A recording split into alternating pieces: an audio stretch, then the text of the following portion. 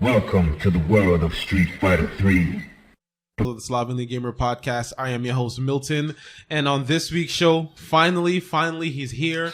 There's a couple names I'm gonna run down that I'm gonna call this guy. The first, I'd like to start with is Miller Time's boyfriend. Mm-hmm. And as soon as I start with that, a lot of you, y'all figured out who it is already. Exactly, a lot of you are gonna know who I'm talking about. But I just mentioned him last week when I was talking about my love for ST and basically that being the game that I'm really enjoying right now. The game is absolutely amazing. And I'm so glad to have him here, ladies and gentlemen. Some of you might know him as his government, Eugene. My government name, yep. And I know a lot more of you know him as the one and only ElTrouble. What's going on, peoples? Dude, what's up and welcome to the show, man. How are you? I'm good, man. Thanks for having me. We finally got it. We're finally doing it, man. I know. Like, took a while. This is so exciting. And, before we hop right in, it's funny because we didn't even record, folks. Like, we're recording at damn near 3 o'clock right now. We were supposed to start recording at like 1 something, but Eugene was basically destroying me in my own home with Akuma. I had to show you the business, man. I had to show you what I could do. You have no respect. Like, your lady who's sitting right over there, aka Miller Time, the homie, who's playing right now. And so if you guys hear some button tapping, just know that we're like legit, like Tanya's like legit bodying people right now as we're recording the podcast. So this is like official FGC. This is like a serious FGC episode right now. Most definitely. Yeah, most definitely. Yeah, exactly, So before we get into like talking about Five and Akuma, and, we're going to get right back around to that whole thing. Like, let's start off at the beginning, man. Introduce yourself to the people. Like, who is Eugene Lin? Who is ElTrouble? And how the hell did you get into playing video games, man? Okay, so you want my video game history or FGC stuff? Both. I'm an old man. I've been around a long time. So. Both. Well, as far as I can remember, like, I've always played video games. Because I was born in 85, the year Nintendo released in USA. Like, ever since I was like 5, 6, 7, I've always had video games in some form of my life. So like I had like a Nintendo, the original Nintendo. So I played like Mario, Duck Hunt, all that kind of stuff. Yep, the good stuff. I was big into Teenage Mutant Ninja Turtles, so I had all those games. So playing that, and then like my cousin had a Super Nintendo, so he had like Chrono Trigger, Final Fantasy. Oh my God, Chrono Trigger, the golden age of gaming, man. Yeah, man. That was the shit back then. Yeah, Super Nintendo was hot.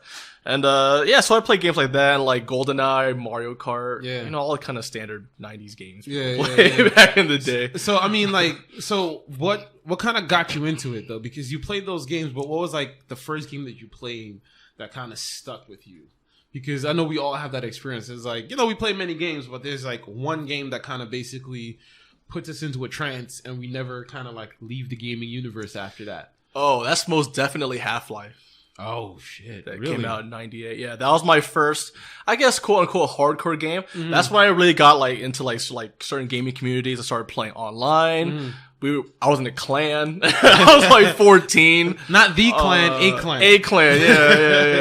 Yeah. I was in. It was like me and like a bunch of older dudes. I was like 14 at the time, and they must have been like early 20s. Wow. And we had a clan called the Birdies, and the rule is, you could join as long as you named yourself after a bird that could not fly. Oh. So like a kiwi and like... Yeah, no, we had kiwi, roadrunner, penguin, and then we had like weird ones like the Aephiornis.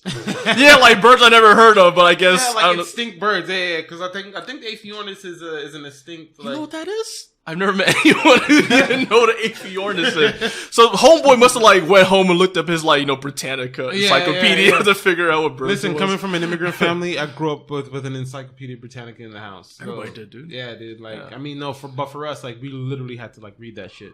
Because it was like on some serious, like, you're not going to be stupid in America, so you need to read this Bible. No one had like there was no internet back then, so like if you want to do research, hit up the Britannica. Yeah, that's so true. Yeah. But like, okay, so I mean, it was Nintendo. You started off like the history of that. You took us through, but it took you a while, obviously, to kind of like get sucked into it. Like, why such a big gap between like starting with like Nintendo, the NES games, Chrono Trigger, and all that that kind of golden age, all the way to Half-Life? Like, what was it about those games that didn't kind of hit you the same way that Half-Life hit you? Because Half-Life was my shit too. It drew me in, but a lot of those games were like single player games. Okay. It was just like something I played like if I was home or at my cousin's house like over the summer and like nothing to do, let's play some video games or whatever. Right. But I think Half-Life and Counter-Strike was like my main love. Okay, yeah, after Counter-Strike. that. Yeah. But those was really like when I started playing online. And that was like a whole new thing where like you could play other people like all around the world, everywhere. And like you realize how big the gaming scene is. Cause early mid 90s, like gaming was like kind of like what nerds did. Yeah, exactly. No one really talked about it. No one really talked about that kind of stuff. So like, I think we all knew the comic book stores you can go to and play, like have LAN parties and stuff like that. Yeah, it was totally like a complete underground thing that like you kind of did or maybe kind of ashamed of or whatever. But like, I feel like with Half-Life was really when I figured out, hey, the gaming scene's like really huge. There's a lot of people playing video games. Right. It's really fun. And I don't know, just for whatever reason, it drew me in, man. Oh man, it was like crack. See, that's you see, so that like that's what's important, and that's why I wanted to like get to like the foundations of kind of like who you are in terms of your the gaming world, because it's just like a lot of people don't realize they may know you for fighting games right now, but that's not necessarily how you entered into the realm of gaming. It was FPS games. That was you know what I'm saying? Like that's crazy. So I mean, what was it for you? Like, what was it like for you in terms of like your family, like in the home? Like, were they like, oh, supportive, or were they like, what are you doing? Like, don't waste your life playing video games. You're gonna be a loser. Yeah, no, I had a pretty traditional Asian family where they just wanted me to lawyer, go to school, doctor. do homework, doctor, engineer, lawyer. Right. Do one of those. Right. And that wasn't for me. Like I was a horrible student and still am to this day. So like many times I would just, mess around, ditch school, go play Counter-Strike or whatever. Yeah. There was a lot of times where I ditched school and went to like, we call them PC bangs. I guess it's called LAN cafes now. Yeah. Mm-hmm. Spent the whole day playing Counter-Strike and Warcraft and all that kind of stuff. So yeah, yeah, my parents were supportive. It was definitely something that just I did. Yeah. It was like a true love for you that you just kind of like pushed through it. Yeah. Okay. So at what point now, again, you started off with all those games, Half-Life, FPS, like that what kind of like pulled you into the whole world. But now, people know you. Yeah, it's weird. As the ST dude. It's so weird having like pseudo internet fame and not even on a big scale. You know what I'm saying? Like people just know you as the ST guy. So how did that happen? So what was your first steps into the realm of fighting games? Okay, so the first steps was, I grew up in the 90s, and I was pretty young when Street Fighter 2 first came out, but I remember, like, distinctly, very vividly, like, the first time I saw Street Fighter 2 cabinet. It was at some, like, so, like, my family's traditionally Christian. We had, Sunday school and all that stuff, but me and my friends would ditch, because, we're bad kids. So we would ditch and go to, like, AM, PM, and, whatever's in that area. And one day, like, there was a crowd in, like, a bookstore, and we were like, what the hell's going on? We hear all these sounds, and it sounds like a video game, whatever. And we see it, and like Street Fighter 2 is playing, Dolls and Blanca, and we were all like blown away. Yeah, because like no game before that looked that good. Okay, like, Street Fighter 2 was like the shit back in the No, it was the shit. Like seriously, as you're talking about, I'm reminiscing about the first time I saw the cabinet too, and it was like that same feeling. Yeah, it's hard to explain, but like everybody plays Street Fighter 2. People are like, man, Street Fighter 4 is really popular. Like, no, dude. Street Fighter 2 was everywhere. Every, like, gas station, 7-Eleven, liquor store, bookstore. Dude, you remember the fights? You remember the fights, dude? Like, and just to, like, put context, like, you remember when people used, like, Guile back in the day? Like, people will literally fuck you up for using Guile. Like, that was, like, a thing. And if you don't believe me, you think we're, like, bullshit, and you're like, oh, these are just two old-ass dudes, like... You ask anybody around, like, the older heads in the FGC, and they'll tell you, like, when you put your quarter in that arcade, like, a lot of times people are like, if you put Guile, I'm fucking you up. Yeah, your life was at risk in the arcade if you messed around too much. You couldn't throw for sure. You could never throw. Yeah, exactly. Like, it's just like, you do that, and there was, like, some people who will be like, they'll give you a number. You throw more than 2 or 3 times, and they're like, yo, man, you fucking throw me again. Yeah, and I'm fucking you up. Or if you throw them, they gotta throw you back. You gotta sit there, wait, and you gotta take it. Yeah, you gotta take it. You gotta take it. Unspoken rules of 90s. Exactly, right? Damn, we're aging ourselves right now. I bet you, like, the young kids are like, "What are you like? Why would you do that? Like, why would you let somebody like just fucking tech the throw? There was none of that shit back then. That's so rude. How dare he do that to you? Like, right? No, like you couldn't tech throws. Like all this shit, this shit that you guys are experiencing right now. Like we lived the rough days of like putting your quarter in the machine and had to fucking stand there. Cause every day there was always that one dude who bodied everyone. Yeah, there's always that one guy. He was a king at that area. And you had a 15-20 minute wait you know, and like you would get up there and it was just like, yo, man, like, and like I remember there's certain situations like there's people I know who played Guile and I mean it was basically Guile and Blanca that everybody fucking hated those players. Like you played Guile, you played Blanca, everybody was like unanimously kind of like, yo, fuck you.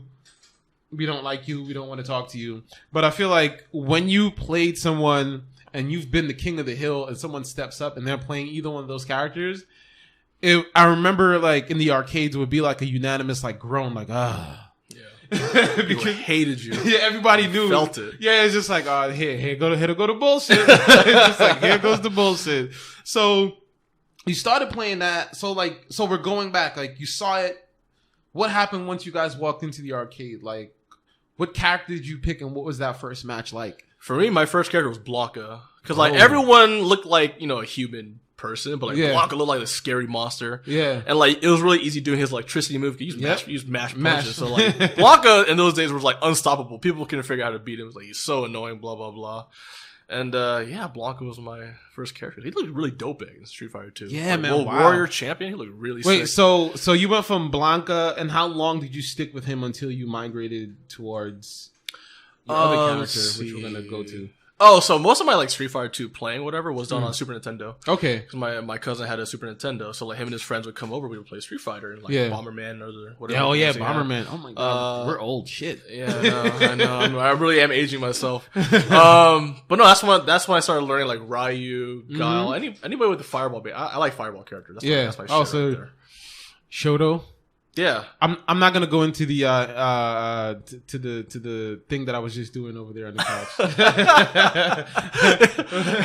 But basically, Shoto, like you're all Shoto. So anyone with the fireball, man. I hate being full screen and not being able to do anything. So like, I gotta chuck plasma at you. I gotta do something. Okay. So I mean, so that's happening. You're growing from there, and because you also play. So you started with Blanca. Was it Honda or Sim after that? Who came first in that sequence for you? Dude, Sim was a long time. I didn't play Sim until like 2012. That was way later. Early on, it was just like Ryu Guile. Like I like those characters. Okay, so it's Ryu Guile. That's it. Okay, so that makes sense of who you play now in Street Fighter 5. Who you enjoy a little bit more. Well, Street Fighter 5 is different because like the game's fun, but I never got like hardcore into it like I did like Super Turbo or whatever. I just like playing Akuma in this game. I think he's really fun. That's it. See, like I'm not much of a character loyalist. I'll just play whoever I think fits my style in that specific game. Right. Because I get this thing where like people tell me all the time, like, man, you should play Dalsum in this game, play Dalsum in that game. He's really fun. It's like I'm not a Dalsum loyalist. I play him in ST and I'm known for playing Dalsum, but like I don't really care to pick him in other games if I don't like him. Right. Yeah. So since we're we're on the subject of ST, let's talk about ST. Mm-hmm.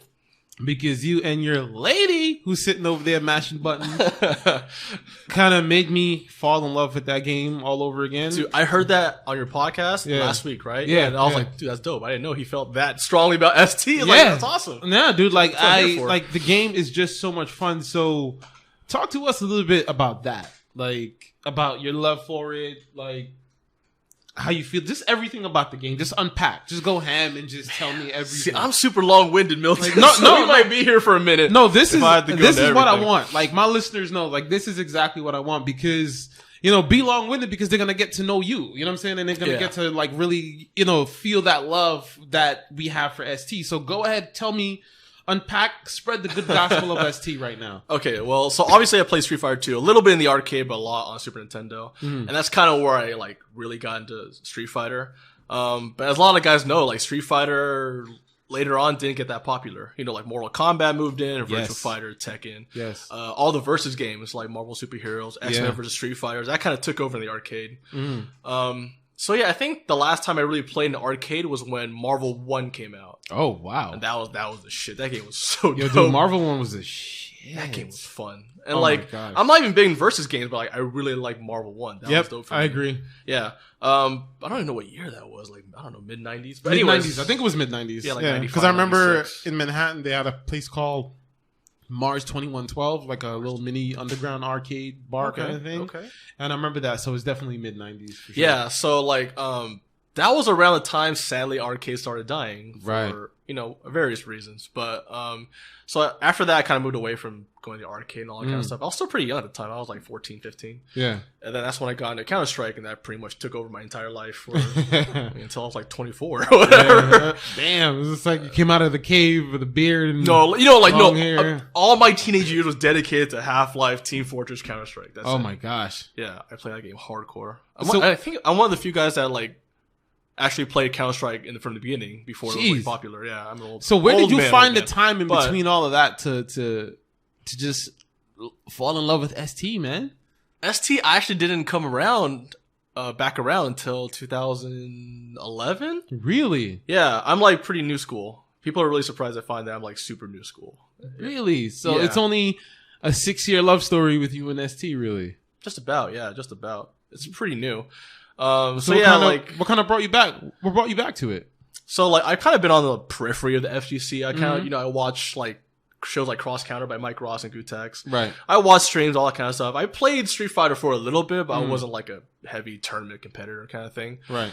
And then towards the end of 2011, I went to Round one day, like that really popular Japanese style arcade. Yeah. And they had Street Fighter 2. I'm like, yo, Street Fighter 2. Like, I haven't played this game in forever. Mhm. Let's get down on it and see if I still got it. And Yeah. I went on like a pretty good win streak. Right. And then I started playing this Chun-Li player, and then he was whooping my ass. Like 10, like it wasn't even close. 10 games in a row, just me holding that L. I was like, dude, who is this Chun-Li? Like, I didn't know people still play Street Fighter 2 at that level. Right. I thought it kind of died away, and Street Fighter 4 was new hot. Yeah. So I was like, wow, this game's pretty interesting.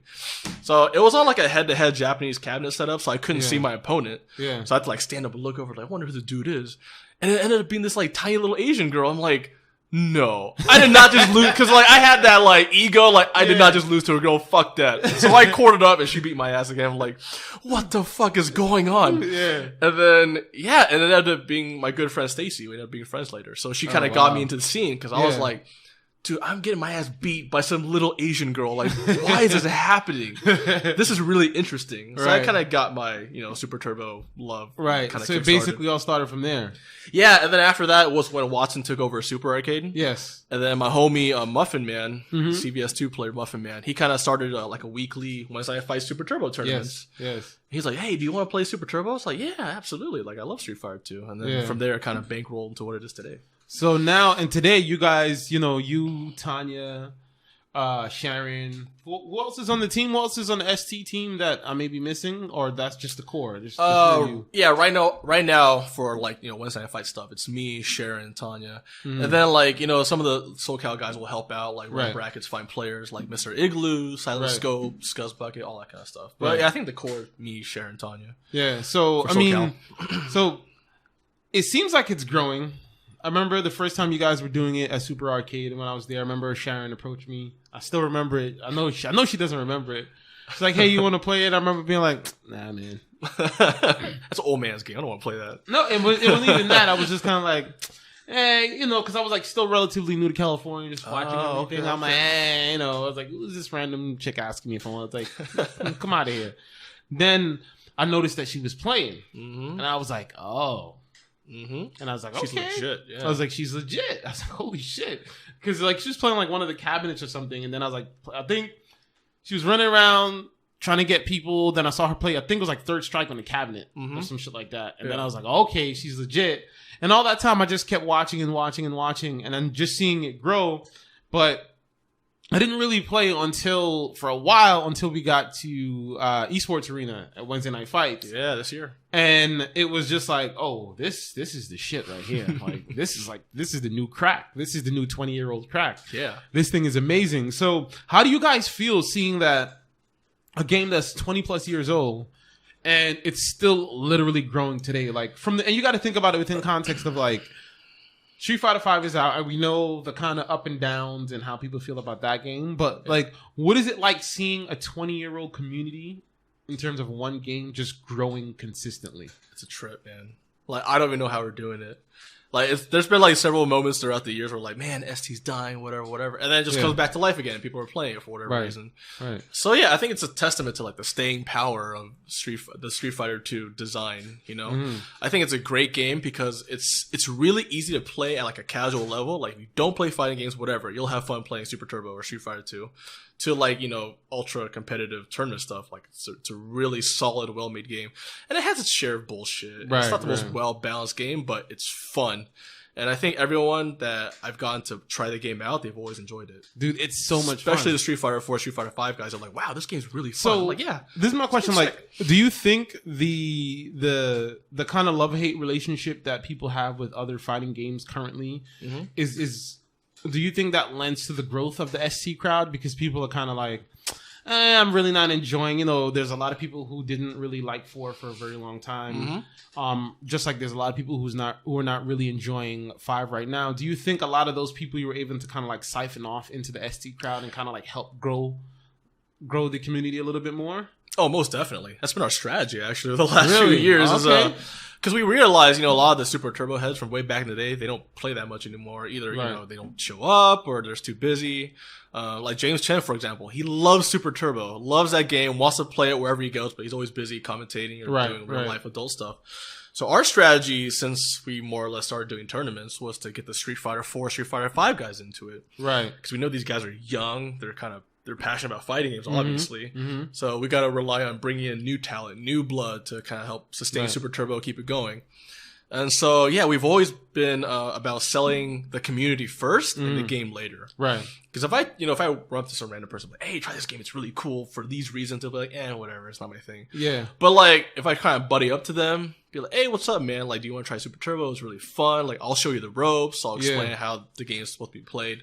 Right. I find they're a lot more receptive to that. Okay. So I try to sell them on like the community first and how kind of chill we are and friendly and open. And like, Tanya's good at hustling people to join ST tournaments anyways. Yes, she is. Everybody knows her voice in the arena. Yeah, she's got a very loud voice. Very distinctive. But yeah, like, I always tell people, if I can get you to sit down and try ST a little bit, I'll guarantee you'll like something about it. Right. And then after that, hopefully it snowballs into them showing up more often and playing the tournaments. And so far it's worked. We've got a lot of Street Fighter 4, Street Fighter 5 guys who like ST right now. Yeah. So it's been working. So, you know, it's weird because like, I feel like with 5 right now, speaking about how the lack of enjoyment that people have been having, myself included with 5, has kind of like lent to the growth of it. And I've seen it grow exponentially. And I'm just thinking about seeing it from Super Arcade to Esports Arena. There's a massive jump in the crowd. And like, so just to do like a quick comparison, what is it that Street Fighter 4 lacked? And Street Fighter 5 now lacks that you think we are enjoying more when we're playing ST? I think a lot of that is that Super Turbo is it's a very accessible game. Like, you really don't have to know frame data. It's a game where if you just play it, you'll kind of pick up on it and learn it naturally. Whereas I feel like Street Fighter 4 and Street Fighter 5, and really any game after Street Fighter 2, has gotten more and more complex, more and more difficult to learn. Knowing frame data is becoming more and more important. Knowing, tech, quote unquote tech, is becoming more important. So I think the accessibility factor has gone down ever since those days. Because, video games, you gotta be the newest, biggest, gotta have a new gimmick, gotta have, Exactly. Make things bigger and better and more complex. And sadly, having something be more complex doesn't make it more deep. Right. Super Turbo, I think, hits a pretty good mark between being a simple game to learn and play, but very difficult to master. Right. That, like, a broad range of players, both, beginner level, intermediate to advanced, can enjoy. Right. And plus, I also feel like Street Fighter 5 especially has kind of waned a bit from the traditional Street Fighter formula. I make this joke all the time, but I think Street Fighter 5 is more of a Tekken game than Street Fighter. Yeah. Break that down. Unpack that a little bit more. So, for me, Tekken has always been, like, every character is viable. It's all about who can play the best in the neutral. Right. And once they get momentum, they kind of push that momentum through, get the damage while you can, and then once they like block their way out or they get out of it, you kind of reset to the neutral and play that footies game again. Right. And it's more of a Tekken style game, in my opinion. Okay, I could be wrong, whatever. I see that. Whereas I feel like Super Turbo's greatest strength has always been the fact that every match is different. Every single match in that game is played completely different strategy, different pacing. which I think is the greatest strength of ST. Whereas Street Fighter V, I feel like a lot of it is just two characters mid-screen dancing back and forth, trying to throwing pokes out. They get a combo, cool, keep it going. If not, back off and reset to neutral. Right. I think that's why a lot of people are kind of wash, rinse, repeat kind of thing. And in ST, there's like every single you could play 3 Chun-Lis, and all 3 Chun-Lis are going to be a completely, honestly different experience. Hate or love ST, I think it's a great game to watch just because it's always different and it's so fast paced. Yes, even if it's a boring match, quote unquote, it's over in like 30 seconds. You don't got to survive through it. Right, Street Fighter V, if it's a boring match, it'll just be boring for a long time. Yeah, you're like, oh, what are you doing? You just end up switching to something else, really. Yeah. So, I mean, okay, so you're saying, and you made a very good point in terms of just talking about the technicalities in terms of difference between 5 and ST. Like, how do you see it kind of like going forward? Do you think that all the people that you've won over from the Street Fighter side and they're now playing ST, do you think they can ever honestly go back?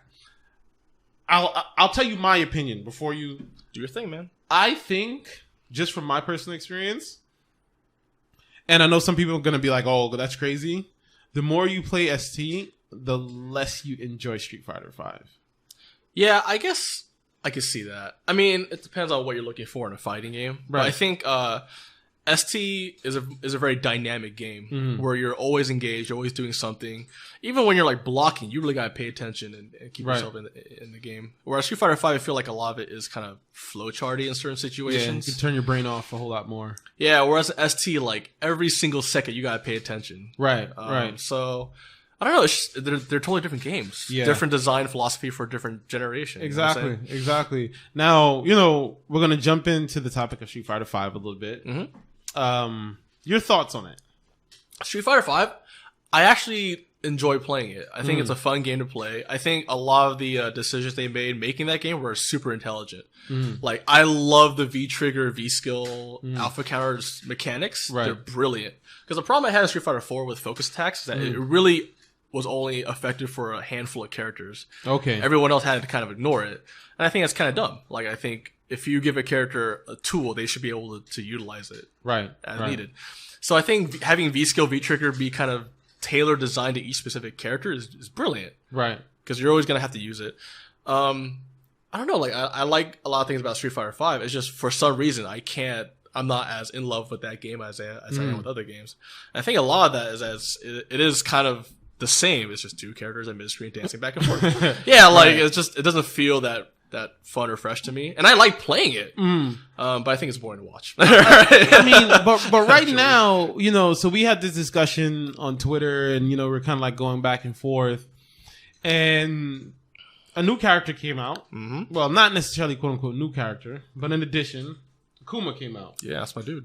And we're having a discussion saying like, hey, he looks really dope. Watching the Tokido videos or watching all the playthroughs, looks really sick. You picked up the character. Yep. That you just demolished me with in my own home, you fucker. Like, I'm not gonna.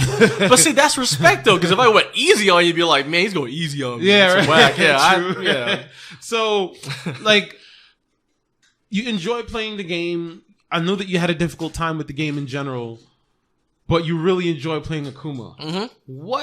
What is it about this character in this game that you enjoy so much? I like doing his combos. It feels good. I like how flashy he is. I like the way his movement looks. Yeah. I don't know. I just like the character. Because like season 1, I had that problem where I played like Dalsum and Charlie or Nash or whatever. But like I really didn't feel like I kind of connected with them. Right. Whereas I don't know, like Akuma for whatever reason just feels right in this game. It's just an instant connection as soon as you. I can't even like quantify. I just like playing him for whatever reasons. It's just fun. He's not even that strong in that game. I just like doing his mix-ups. I like doing his combos. It just feels good for me, so I just let it roll. Okay, and I remember that, what, was it like 2 weeks ago, Wednesday Night Fights, you entered the tournament with him, right? Yeah. What was that like? Akuma Matata, that's my dude. Wait, so that was your name when you entered? Yeah, that's my new name. Whenever I play Akuma, it's Akuma Matata. Akuma Matata? So you see Akuma Matata, you know who it is. Because he looks stupid. Let's be honest. Yeah, he does. Yeah. He looks like a sunflower and a lion put together. But yeah, like I had fun. Like I don't do that well because like I'm gonna lose to the guys who play this game a lot. Right. I don't play this game that often, but like I fraud out 2 players. I'm happy. It's not about winning the tournament. It's about getting salty, getting people salty, and just being like, man. it's just like, why you mad though, and just getting up and leaving. That's my MO in this game. It's just like I was gonna play Akuma and body you, and you're out. And that's my enjoyment. How far did you get though with him? Not that far. Like at best, I'll go like 3-2, or usually I go 2-2, and I meet like a really serious Street Fighter 5 guy, and I lose. Yeah, okay, so I know that I'm kind of talking about Street Fighter 5, ST, mentioned Tanya, take us, like, everyone see you guys together, everyone knows you guys, like, hey, Tanya, Eugene. Yeah.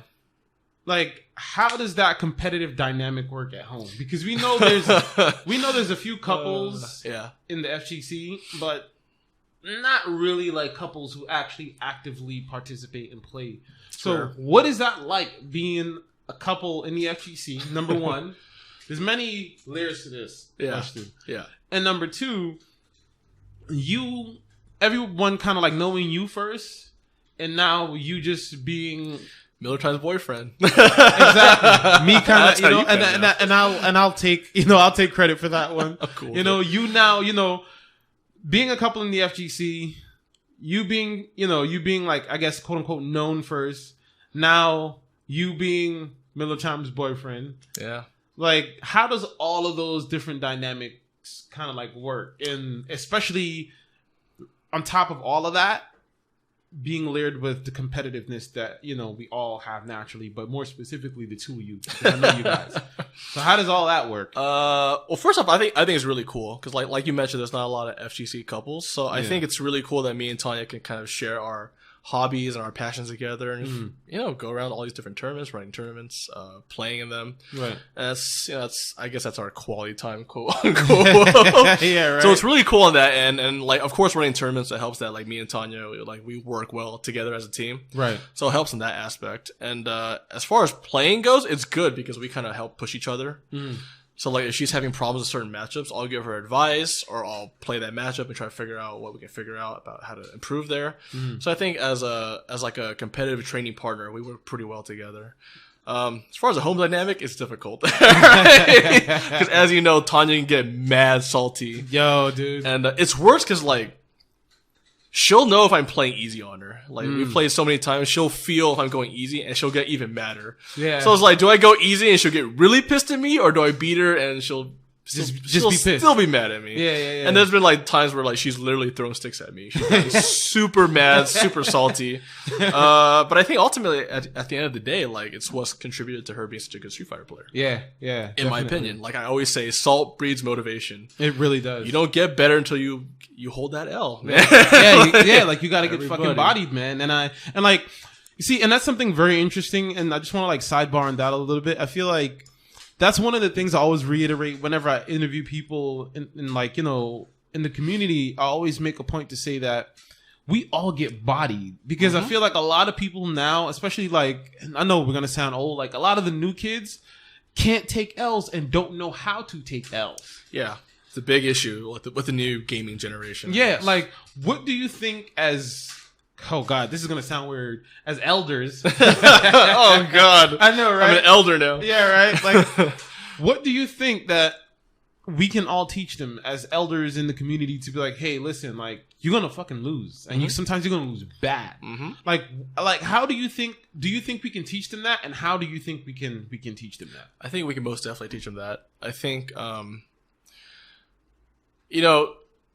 tell Tanya this, like, Street Fighter does kind of mirror real life in terms of your attitude and how you handle certain situations, losing or winning.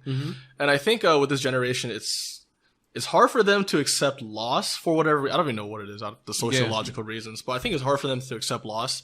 And I think it's on us as the kind of older members of the scene, older members in general, to be like, hey, everyone loses. Yeah. No one on this planet was ever born a champion. Not even Daigo, the great Daigo himself. Exactly. He got a lot of L's, and like being in the SC scene, I've taught the guys who taught Daigo how to play Street Fighter. Wow. And so like, it makes you realize like everyone loses at some point. And everyone has a starting point. Yeah. No one's born a champion. No one just picks up Street Fighter and they're winning tournaments. It doesn't happen at all. It's a big myth.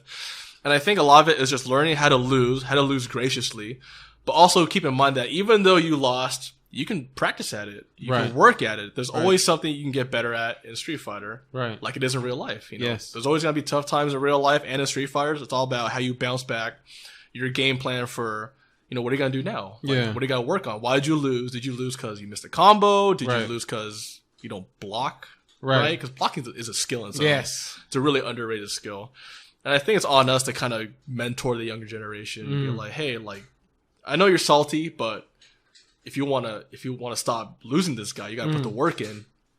That's what it's all about, man. So, but how do you think Street Fighter V is gonna impact the young kids' ability to learn? Because I feel like a lot of people say, like, when they're analyzing Street Fighter and they feel like they're like, when people win in this game, they're not necessarily learning. But they're always saying that as it pertains to the younger generation, because we're older, we know what it was like playing in the arcades. So like, oh yeah, we can win, but we know like the next moment you can get freed up really quickly. Yeah. So what is it about this game in terms of its technicality that you think it's not doing a good job of reinforcing that in their minds? I think Capcom in general has always done a horrible job teaching people how to play Street Fighter. Always. And like, it's embarrassing because like, you know, Street Fighter V just dropped and like, look how many modes actually teaches people how to play Street Fighter who are brand new. There's nothing. There's a challenge mode where you learn a few combos, which are impractical for the most part. And that's it. So I feel like right from the get-go, it's going to be difficult for people to learn how to play Street Fighter. Okay. Whereas every other game, you know, Guilty Gear, Skullgirls, even other genres like MOBAs, like League of Legends, all that stuff, they all have some sort of mode built into the game that teaches you the core fundamentals. The fundamentals, right. Whereas here, I feel like you just gotta play or watch YouTube or talk to somebody. Yeah. Which is not as easy as, you know, going through the menu, selecting, you know, tutorial mode, and then actually learn how to play Street Fighter. So I think a lot of it is just Capcom does a really bad job teaching the game. Things like how to block, how to stop jump-ins, what footsies are, right? You know, understanding basic frame data, you know, like understanding why this move, if done at the same time as this move, will lose or will beat it, right? Because that's counterintuitive. I feel like fighting games are a very difficult or very difficult genre to learn. Because like if you take like a brand new player, have them play fighting games, first thing they're gonna do is mash buttons, jump around, mash buttons, this and that. But you put them in front of Pokemon, an RPG, they'll kind of like put their, you know, it's more intuitive. They'll figure it out. They'll figure it out. Oh, I got to do this, got to do that. So there's something about fighting games I think is very counterintuitive. So I think that puts more pressure on us to teach them, hey, you got to stop jumping so much. Or like these jump-ins, you got to use these anti-airs. That's how it works. Or like in the neutral game, these are the good pokes to use. These are bad pokes. These are the pokes to use in this situation. That's, I think sadly, it's on the community to kind of enforce that.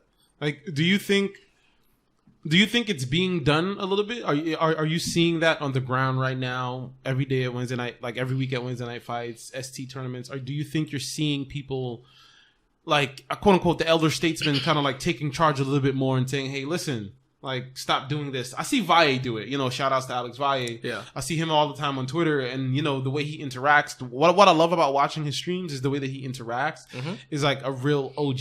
Yeah, it's like when people say things, like he literally asks them questions like why do you think that would work? Like, you know, Vi's been training people like champion level players for years. He knows how to teach. Right. So Vi does a really good job, but I feel like as a whole, it's not being done enough. Right. Like other than Vi, who else does that? True. That's it. Yeah. It's not a whole lot of people out there. Yeah. And like you can watch YouTube tutorials and all that kind of stuff, but I feel like you really need that sort of one-on-one interaction. Right. So what I do with ST is that if someone's having trouble, I'll offer like, hey, like, you know, do you want it? I always ask them if they want advice because some people don't want advice. They don't want help. Or, you know, if they have a question, I'll do my best to answer it. I always do my best online, offline to help people understand Super Turbo and why certain situations work the way they work. Right. Whereas in Street Fighter V, I feel like it's gotten a lot more cliquish. Maybe because it's such a big scene.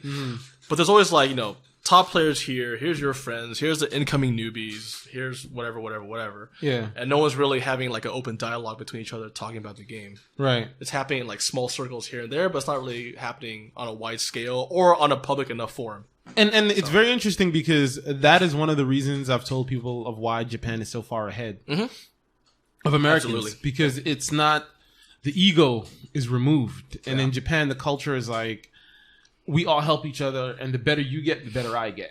Yeah, it's not like benefit the group, exactly, more than the individual. Exactly. Like so. isn't it interesting? But don't you think it's interesting that we love these Japanese games? A lot of people in the FGC love Japanese culture so much. But why is it, do you think, that we can't adopt that method of like learning? I think it's just a cultural thing, man. Because America, it's all about the individual. And screw the group. It's all about me. It's like, fuck you, man. Yeah. There's a lot of that going on, not just in fighting games. Yeah. But yeah, that's a definite advantage that Japan has over us, is that they collaborate a lot. Right. It might not be in public, but they're always talking in groups. They're always helping other people out. Right. And also, they just play a lot. True. They play a lot, and all their best players are kind of in one area. Yeah. Whereas here in America, it's such a big country. We got good players. New York, Cali, Midwest. We're kind of spread out everywhere. SoCal is kind of like the Mecca, though. Like, for real. It is, but like, we're still missing certain things. Like, you saw ESL recently, right? Where Smug just rolled on everybody. Yeah. Because we have no good Balrogs around here. True. Yeah. So imagine if we got all those guys together in the same area, grinding it out, talking. We'd be up there with Japan, really. So now, hopping back a little bit to the ST love and just like the old school games. Yeah. So what, 2 weeks ago, Nintendo Switch did their whole thing. Mm-hmm. They announced the whole Ultra Street Fighter thing. We were all excited. Like, the commercial was pretty dope. Gave you a little bit of feel, showing you the old school arcades thing. Like, it was like cool. People lining up outside and all that kind of stuff like that. What are your thoughts on that game? Like, and how do you think that's going to impact the community as a whole? For me, I'm cautiously optimistic about the game. Like, I really hope it does well and it's something fresh and exciting. And I hope it brings in a lot more players who are interested in, Ultra Street Fighter 2 / ST in general. But I do have my concerns that it's going to be on the Switch, because not a lot of FGC people are into Nintendo consoles. Right. So that's one issue. The other issue is that I hear that the Switch doesn't have a wired Ethernet port in the back. Oh. And it supposedly only has one USB port. So in terms of like running tournaments, it's going to be difficult. I got to buy a lot of hardware for that to make it happen. And plus the low availability of sticks. Like, I know Hori kind of got their info leaked where they're building a stick for Nintendo Switch. Right. But that's only one stick. So I think it's going to be difficult running tournaments for that game. But I do hope it works out. I mean, sadly, Super Turbo doesn't have a good history of having good console ports throughout the years. HCR was the most recent one, and it was kind of a mixed bag for the community. So I imagine Ultra Street Fighter 2 is kind of the same way. Yeah. And like, a lot of guys are kind of the same boat, where they're cautiously optimistic, or they flat out hate the game, or they're like, whatever, I don't really care because it's on Nintendo console. It's like, for me, I'm kind of mixed, because I'm like, the system already has me like, meh. And then I see Street Fighter, I'm like, man, that looks kind of cool, but I don't know if I want to throw down $400 just to play. Yeah, that's a lot of money just to play Street Fighter 2. But it does look interesting, because I know they added like throw text in the game, and they're adding 2 new characters. And then it's just like, then you gotta, and I feel like you also gotta buy like a legendary controller, and then the thing with the stick, where a lot of people now are only playing sticks, just like you just mentioned. Yeah. It's just so much that's up in the air. But let's say for saying sake, like, it could all work out. Yeah. Like, do you think it could really work out? Do you think it could really impact the system? Because I saw we shared a post recently, and it was about how Capcom is saying that they're really, and Capcom and Nintendo is saying that they're going to really try to enter Ultra into, like, quote unquote esports and into the FGC arena. Yeah. Like, what are your thoughts specifically on that? Aside from, like you just said, setting up the hardware, like, what do you think they need to get right in order to make that successful? I mean, if they're serious about, wanting it to be like a legit esports, part of the fighting game circuits. First things first, they should have you and Tanya and the ST team involved. But that's Nintendo, Capcom, you listening? Hit me up. Yeah, seriously, that's just me like throwing something in there. I can help you guys out. But no, I think if they make a serious effort and like host their own tournaments, that'll get things going. Host online tournaments, offline, bring setups, all that kind of stuff. Get the community exposed to Ultra Street Fighter 2. Right. Hopefully without forcing them to buy it individually, like a Switch and controllers and all that kind of stuff. Yeah. It'll work out if they made a real effort, put a little bit of money into it. Yeah. It'll work out. I think at this point, a lot of people think that it's just a cash grab for nostalgia. Yeah. And it does seem that way. And I think they announced it way too early, because all the footage I've seen looks super rough. Like, the game looks like it's in like alpha stage, because like all the sound effects are like ported over from Street Fighter 4. Oh no, it's clearly not like polished in terms of graphics. So there's some like graphical glitches I noticed in there. So yeah, the game looks really rough. So I feel like they should have announced it later. Like it looks like a game they kind of rushed to get ready for that reveal, and then that's what they. So they're already starting off on the wrong leg. A little bit, yeah. In terms of advertisement marketing, like the game just doesn't look visually good. But I really do hope it works out, and I'll do what I can to support the scene. And because I feel like worst case scenario is gonna bring a few new players, and if they hate the game after a while, ST will always be there. Exactly. That's the thing. Like they're not changing ST; it will always be there. It's just Ultra Street Fighter 2 is its own kind of separate thing. Right. So if it works out, cool. If not, back to ST. That's always been the game plan from the beginning, anyways. So. Now I know that we're recently talking about 5 and seasons and stuff like that. So. What was your thought on season 1 as compared to season 2, if at all? Just from your interactions with it. I feel like Capcom. I mean, anyone who knows me knows I shit on Capcom all day, every day, and I have been doing that for a while for a good reason. Because I feel like with Street Fighter 5, they completely botched the launch of that game from the get go, and have made a lot of missteps since. And I feel like season 2. They made a lot of changes people didn't want, people didn't request. Yes. I think they changed the game for the sake of changing it, making it feel fresh, quote unquote, to help draw in new players. I think it didn't work at all. Like, for example, all uppercuts not having invincibility. Yes. Why have an uppercut? What's the point? It was already a super offensive game in season 1, and they made it more offensive in season 2, which I think no one wanted. I think people want more defensive options. And like a lot of the changes that they made to certain characters were kind of a mixed bag. They buffed Urien, which, I mean, he was strong in season 1. He's even stronger now. They buffed Guile. He was strong in season 1, even stronger now. Laura was like a mid-tier character, and now she's the new Mika, really, in my opinion. Like Laura, and like she was one of the waifus I started with. So it was her and Mika. Like Laura and Mika were the waifus. Well, you used to live in Brazil, right? So you got a little bit of connection there. Yeah. So it was like, and that's why. But like, it was weird because talking about like character loyalty. She didn't necessarily really connect with me that way. And it was Mika. And then they basically cut my baby in half a little bit. They neutered her. And Charlie. Because I like playing Charlie a lot, but they really took the axe to him. For all you new guys. Nash, sorry. Nash. Because I know some of you. I always do that. Yeah, they're going to be like, who the hell is Charlie? Is he the new character? Like, he's wait, is the reveal already? Like, how did you this just in. Here on Slovenly Gamer. Exactly, right? No. His name is Charles Nash. Charlie Nash. Yeah. It's Nash is the same character. Like, don't get all crazy. But so you're basically saying is just like they just keep making one misstep after another. Season 1, season 2, making changes. They shifted the meta, but not in meaningful ways. They just changed it to change it for the sake of changing it. Yeah, it's just vapid. No rhyme or reason. Make a strong character stronger, make a weak character weaker. Like they didn't even try to like balance it. Really, they just wanted to change who the top tiers were. Now, do you think this is because of esports? Now, I always have to ask this because I think this is a very important topic that we cannot necessarily stray away from. Do your thing. And it's, what are your thoughts on esports entering the FGC?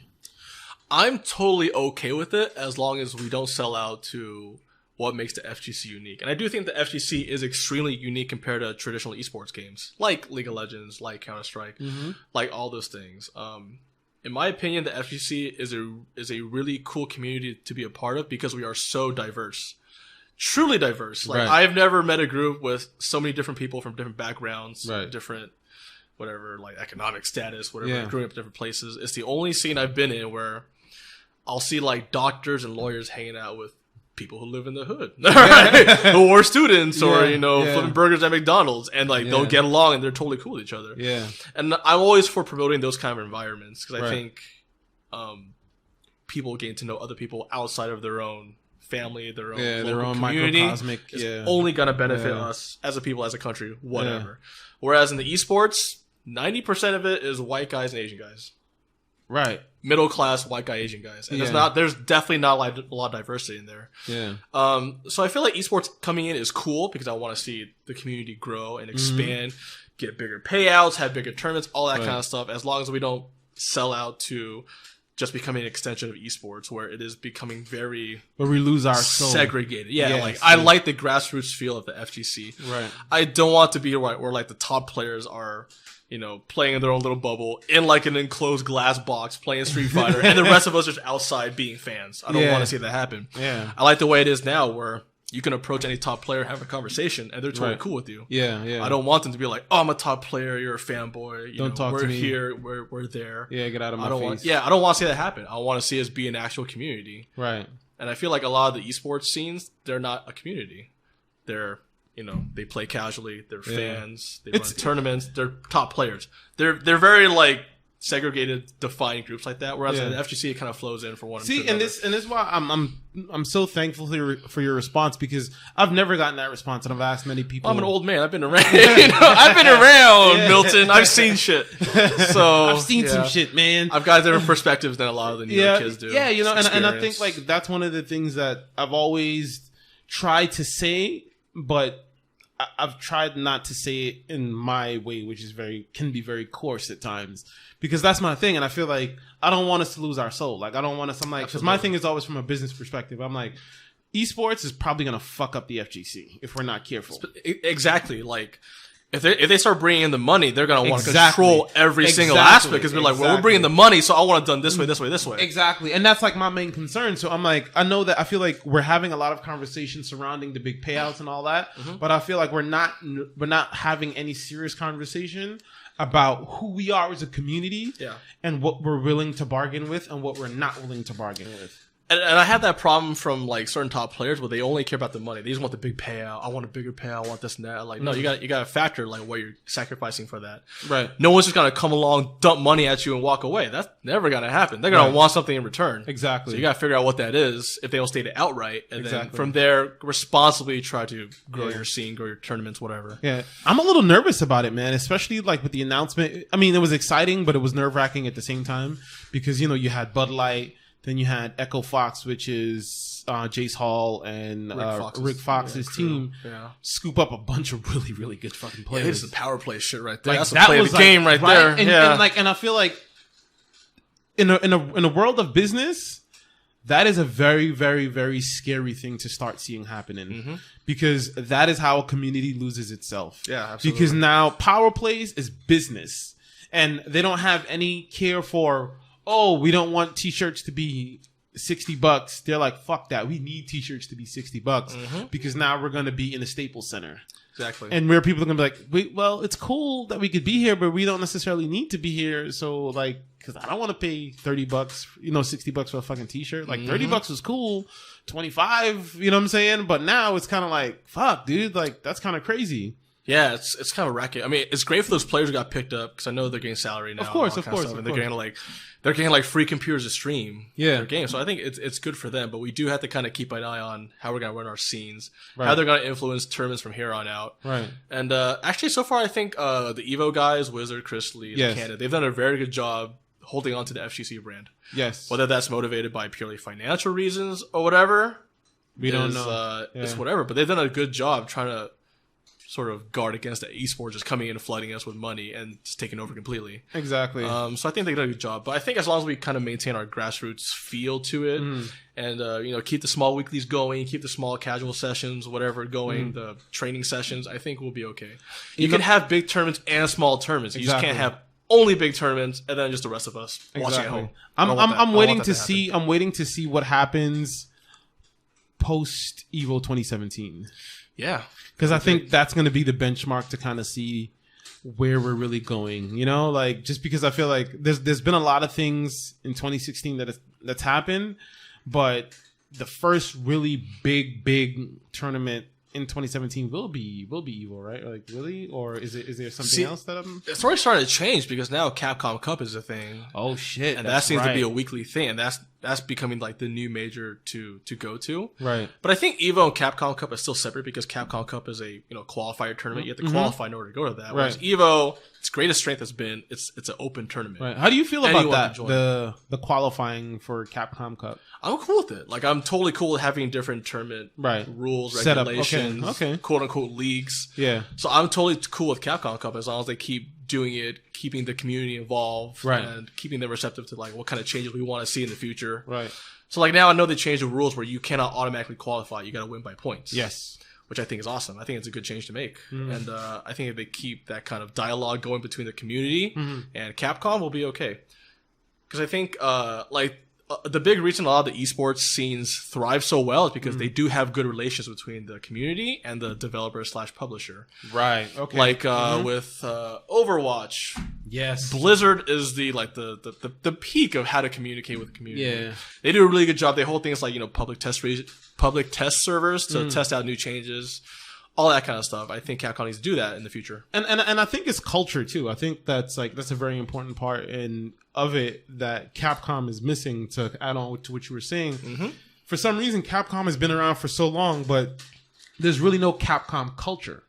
It's a Japanese thing. Like a lot of those devs are still stuck in the 90s where they're like, we're just gonna make a cool game and you're gonna like it, and that's it. Right. Whereas I think I've read like some news a long time ago saying like how American developers are way ahead in terms of modern game development and community relations. Like Blizzard, obviously. I bring it back to Riot. They're killing it. Riot's killing it. Killing it. They understand how to make a game, how to build a community in the modern age. Whereas Capcom is still stuck in the 90s. Yeah, and how to make people actually feel and realize that they actually are a part of a community. That's the important part. Yeah. You got to build, because that community is what fuels your company. That's what that's what buys your products, buys your games. Right. Getting involved, running tournaments. That's how you build your brand, so to speak. Capcom does a horrible job doing that. Oh man, horrendous. Their brand is Resident Evil and Monster Hunter. That's the only two money makers they got left. Everything else, gone. Mega Man, gone. Street Fighter, on the decline, sadly. So, shit, man. That's very scary. So, it's on the community, as it always has been. It's on the community to build what Capcom's given us, which isn't much, but... See, and that's the thing where I feel like, but if there was better communication, kind of literally basically what we're saying, we would be able to foster that a whole lot better. Yeah, I feel like right now, Capcom just sort of puts out their, these are the changes we're making, and then they ignore us. Yeah. And like we'll complain, but like, whatever. Like there's no dialogue between Capcom Japan and the community. And like Capcom USA, bless their heart, does their best to kind of intervene between that. But it's just Japan making the rules, USA trying to enforce be the PR. It. Yeah, the sheriff. Yeah, they're the sheriff. Like, do you think in the near future, with how everything has grown, with how the community has grown, since, I've been involved around it a little bit longer since in the 90s, more continuously. But I can say we're basically on the same level of how long we've been in it because been in and out traveling and all that kind of stuff like that. Yeah. Do you think at any time in the near future they're going to notice that and they're going to catch it to be really holy shit?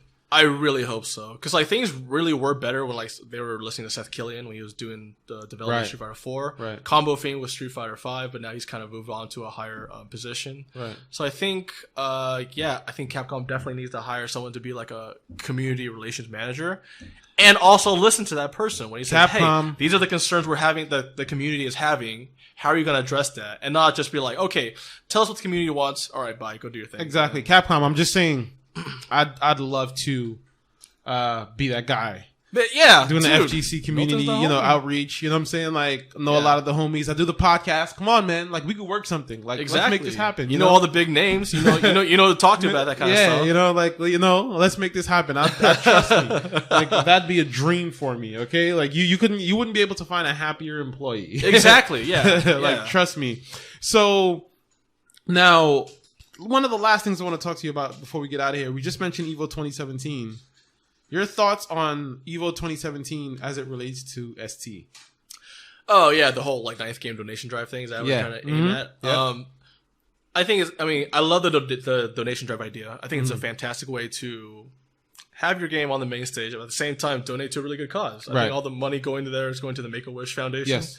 I believe. So I think it's a really cool way to have a competitive way to raise funds and at the same time get a personal benefit by having your game be a main stage game, and also Right. get the 8 a.m. time slot on Sunday. Yes. At Mandalay Bay, which is, I mean, it's a bad time to have a game, but like video games at Mandalay Bay, like who thought it would come to this? You know? Yeah, I mean, and It's you crazy. and we'll all stay there anyway. Just fucking take the elevator downstairs. Yeah, exactly. Oh, thank God for that. That's all one place. Right? Because Dude, it was a cluster last year. I fucking called it last year. I called it when I was because I stayed at Mandalay Bay, and I was just like, they can totally do this thing here. Yeah. And I felt like I was talking to a couple of people who kind of knew that I was talking to some people who I knew, who basically told me, but they couldn't necessarily fully tell me. Yeah. Because I was like, yo, why don't we have it here? I'm like, this place is fucking massive. We can like fill up this hotel, and then it'll be great because all the restaurants, all the businesses will benefit because we'll literally be going up and down the steps all day.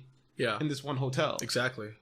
And I'm like, and there's a fucking bar or like a lounge or like a club in the hotel. They got a few of those around, yeah. I was just like, it'll be friggin' perfect. So, do you think it can happen? Do you think we can see ST on the main stage? It'll be difficult. I think one major misstep the Evo guys made was not including Marvel as a main game.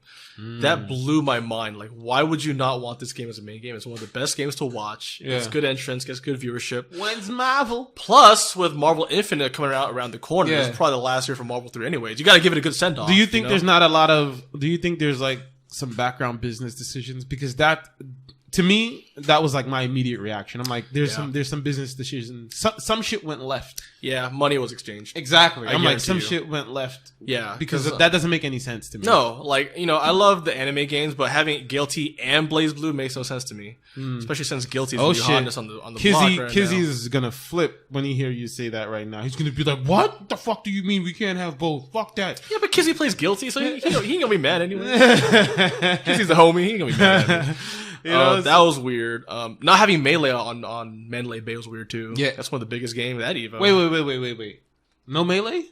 I mean, they're having Melee the tournament, but it's gonna finish on Saturday, not Sunday finals top 8. Oh wow. They're gonna have the new one, the Smash Wii U one. Smash Wii U? Yeah, so Melee has got mad about that one. Yeah, there's gonna be a lot of community infighting. Yeah. No, there already is. Yeah. I know. That's They've what I'm already saying. hated each other as it was. This just gives them more reason to hate each other. It's gonna. Oh man, you know what? But like, I'm just glad that we're here. I'm just glad that the community is growing. I'm just glad that I can finally, sit down and, when I'm not doing adult shit, I can sit down and enjoy ST. Like, thank you guys for spreading that love, man. Thank you, Tanya. Thank you, Eugene. Like, Sharon, big ups. What's up, homie? Yeah. I see you out there. Like, most thank stuff. you guys for like reintroducing that love and that, because it's like, and I can't even put it into words because I'm like, it's a 20-year-old game, but when you play it, it feels good. It feels good. It feels good. It's just like it's like a brand new. Yeah, it's like a brand new game. Explain It's like a brand new experience, Yeah. and it's awesome. And I truly thank you guys for that. Dude, thanks for doing it. That's why we do it. And we are bringing ST at Evo this year, Okay. regardless of whether or not it wins the night. Last year, you guys had a I was surprised. Tanya. You remember? My Like I couldn't even talk to you God. guys last year. Like No, we were busy like 10 you hours. guys were a day, busy. I easy. couldn't even say what's up. Like it Not was even. crazy. And they had like Yeah. and they had you guys in the BYOC section. Here's the Like- thing: is that the year before I also did a tournament, but it was a lot more organized because I was guaranteed space on the Evo floor. So when I know I have a space waiting for me at Evo, I can plan certain things. So I did like pre-registration, I did teams, Right. I did it bigger the year before. Last year, like we had no information as to whether or not we're gonna have a space. So my plan was just okay. Well, I can't announce a tournament because I don't know if I can have it. I don't know if I have space. I don't know if I have internet. Blah blah blah. So I just brought setups, brought share, and be like, all right, if it happens, it happens. If not, we'll just announce tournament day of. Yeah. And luckily, we capped out the 64-man lock. We could have had more people.